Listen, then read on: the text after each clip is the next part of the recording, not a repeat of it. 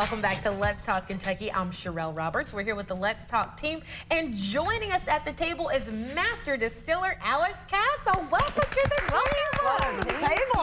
Thank you for having me. Alex, I'm not gonna lie, you are kind of a big deal. We have been like watching you since the beginning of our show, so we are just over the moon that you are here today because you have such an amazing distilling story. So please tell folks, how did you get into the distilling business? I always say first and foremost, I'm Kentucky born and bred. So I think some of it is just innate, we're exposed to it from an early in the age. DNA. It is. But I also discovered chemistry and physics and calculus when I was in high school. Nice. I was that person. And my mom suggested chemical engineering. Oh. And I said, great, what do they do? Right. And she said, you can make beer and be a brewmaster, or you can make bourbon and be a master distiller. And I said, done, let's do it. I was about 15 at the time. So maybe not appropriate, I don't know. That's awesome though. But ended up going to the University of Kentucky for chemical engineering. And then from there was able to do a co-op with Alltech that has Kentucky Ale. They didn't have a distillery at the time. I was there when they started Town Branch, got to help them get that going. Moved on to Wild Turkey, and then 8 years ago, left Kentucky and moved to Tennessee to help start Old Dominick. Wow, that is so cool. And I love how you're doing calculus and physics, and your mom's like, no, don't be an astronaut, let's make some booze. I love that. Because most parents say go be a doctor. Yeah, right. But now you're more famous and probably better off than if you would have gone chase the stars. So kudos to mama. I have more fun. Yes, absolutely. Definitely. Absolutely. So there's something really cool called the Old Dominick Whiskey Roadshow. So tell us about that. Yes, so we launched our first Tennessee whiskey back in the fall, and it was just Memphis. But this year, we've slowly started rolling it out to all our other markets. So I was in Atlanta last week, launching it there, and did a little mini road show there. And then this week, I got to come back home, and we started in northern Kentucky. So did some stuff up in Florence and Covington, and then today, a little bit in Lexington, a little bit in Louisville. And then we'll be back in Lexington again tomorrow.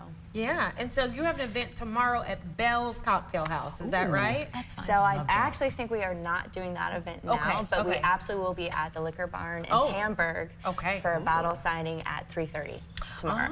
How cool is that? Well, let's do a little tasting, if you don't mind. While you're pouring and we're tasting, tell us what's special about this particular whiskey. So this is a Tennessee whiskey.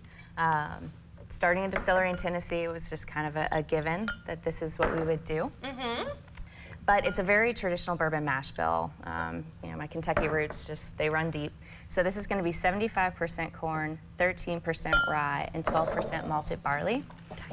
So that high corn content's going to give some really great sweetness to it. We do follow this Lincoln County process, so we do send it through that sugar maple charcoal. That's what makes it Tennessee whiskey. We do it a little differently than some of the other more well-known Tennessee whiskeys. We don't send it through too much charcoal, so it actually maintains a lot of its just traditional bourbon flavor. Nice. Now this is very smooth. It is. Well, it's smooth as Tennessee whiskey. Right? But it also helps that this is 85 proof, so it is going to be a little bit lower alcohol, so you're less likely to get that burn that people associate with whiskey. Yeah. Really delicious. Now I can only taste a little bit because alcohol flush syndrome, but I always love the taste of whiskey, so that is gorgeous. Thank you. So what is the difference between a bourbon and a whiskey? That's a fight. It is a fight, especially in this state. I know, I was here for a while, so all bourbon is whiskey. Not all whiskey is bourbon. So if you just picture a really large umbrella, let's call that umbrella whiskey. Underneath it, you're gonna have little baby umbrellas.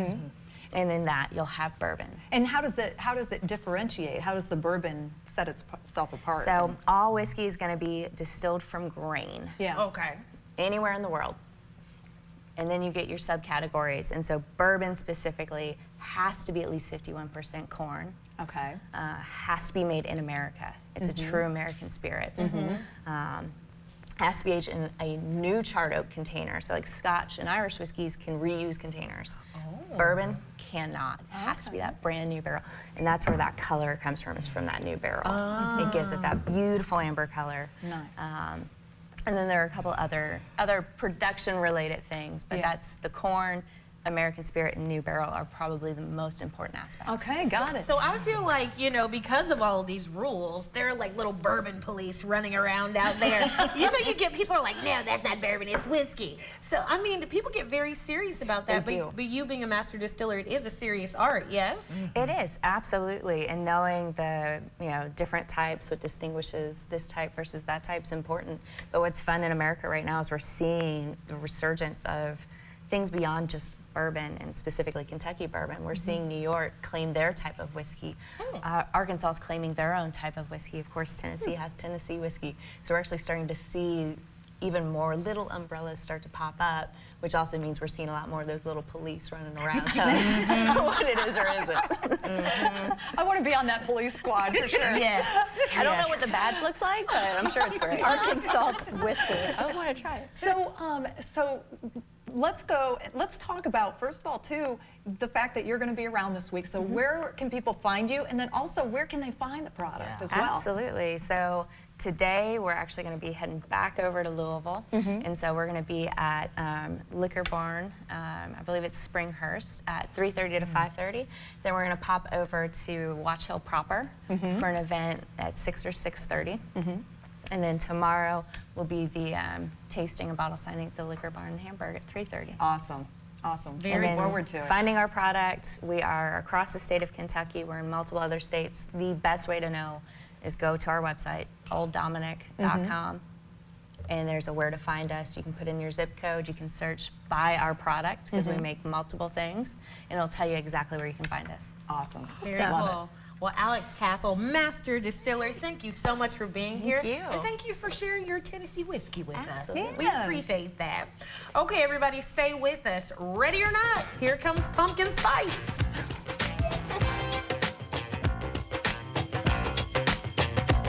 Let's Talk Kentucky is brought to you by Critchfield Meats.